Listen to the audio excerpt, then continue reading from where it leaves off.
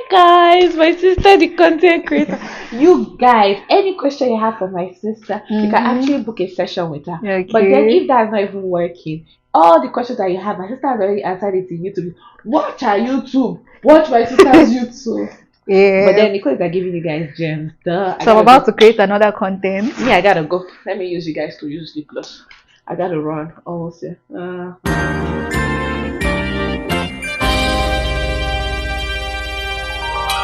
Hi loves, welcome back to my YouTube channel. My name is Nicole. I'm an international student based in the UK. If you are new to this channel, if you are coming across this channel for the very first time, welcome. This is a place you should be, trust me. And if you're a returning subscriber, thank you for always coming back. So I'm Nicole. Like I said earlier, I film about faith, I film about relocation, I film about my lifestyle in the UK.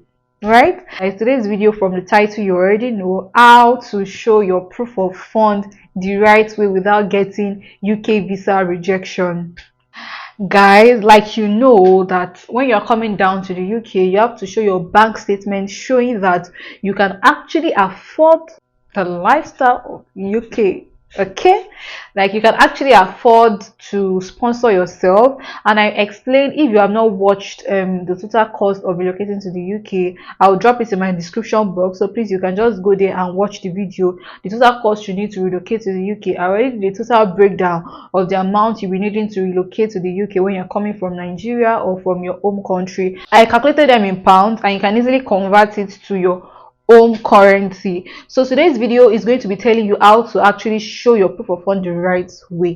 So I'll be giving you some gist that some people do not know, and this is how you can do it and you can still come down to the UK. So if you're familiar with my video, you know I already said it in one of my videos that you necessarily do not have to have this chunk of money before you can come down to the UK, especially if you are coming in with your family and you know you plan to work full-time. I mean, your spouse plans to work full-time to pay your tuition fee while you are just a student working 20 hours, or better still, you are being sponsored by your parents and they'll be the one to sponsor your old tuition fee, but they don't have it at the moment. Trust me, this video is for you, because I'll be telling you how to show your proof of fund.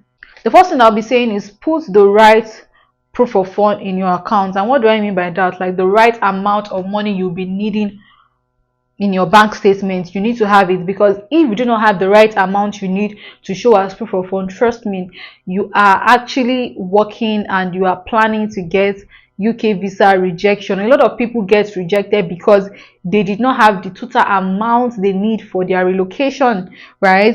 Probably you have calculated everything and you know that the tuition, the proof of fund you are showing has to do with your total balance of your tuition fee, whether you paid 2,000 or 3,000 deposit. You have to calculate the remaining tuition fee plus your maintenance fee. Please, if you have not watched my video, please, you have to watch it. And you know that maintenance fee for someone living outside of London is £1,023 for a month, which means you have to calculate that multiplied by 9 to know your total maintenance fee plus your tuition fee. So that is the total amount you'll be showing for your proof of fund, right? And I will advise you, please, if you want to calculate this if you want to calculate the amount you need to have in your proof of fund, use the Oando rate. Oando rate is what the UKVI used to calculate the amount you need, and it is very, very cheap. If you are getting black market rates at 950, 970, Oando rate will be around 500 and something. So I will leave a link to where you can calculate it in my description box, so you can just go there and calculate the amounts. Let nobody tell you you will need this amount for your proof of fund. You will be the one to know the exact amount you need for your proof of fund. And how can you know this? Is only if you calculate. So I will advise you, if you are planning, if you are trying to gather the money for your proof of fund, make sure the money is more than the amount you need, or better still, the exact amount. But I will always advise you, if the Oando rate is 550 naira for a pound, I would advise you make yours 960, or better still, make it 600. So it's always better when you have more than enough than have something that is not up to the amount you need. Because if you have something lesser than the amount you need, you are working towards being rejected, and trust me, you have gone too far in this journey to get a rejection letter. So please, this is a way to avoid being rejected by the UKVI. So your tuition fee and your maintenance fee has to be in your bank statement for at least 28 days. You have to build this account for at least 28 days before you apply for your visa. Do you understand? You have to keep this money in your account for 28 days or even more before you apply for your visa. Do not apply for your visa with 20 days bank statement, with 15 days bank statement. Things like this can make you get rejection easily. So it has to be in your account for at least 28 days before you apply for your visa. So another thing I'll be saying is that you should avoid lump sum. So this is a way to show your proof of fund the right way. Avoid putting lump sum. I know, okay, if you are the one sponsoring yourself, you could be sending the money to the account gradually. Just avoid lump sum at all costs. If your parents are the ones sponsoring you and they're sending the money to your account, just avoid printing your bank statement on the day the money was sent to your account. A lot of people make this mistake, and UKVI question them by sending them emails of proving where they got the money from, or sometimes they don't even send them emails, they just reject them because they saw lump sum. Probably your tuition fee and your maintenance fee is about 12 million naira, and the money was sent into your account, and then your bank statement carries the 12 million naira. Like, you don't want to do that, because it is not something good. So you can print out your bank statements from the next day the money was sent, so that the 12,000 naira will not show in your bank statement. So that is what you should do. A lot of people make that mistake, and then UKVI reject them or send them emails like, prove where you got this money from. So you really want to avoid showing the particular day the money was sent in your account. So if you are using your parents as your sponsor, you must show the relationship you have with them, which is your birth certificate showing that they are the one that sponsor you.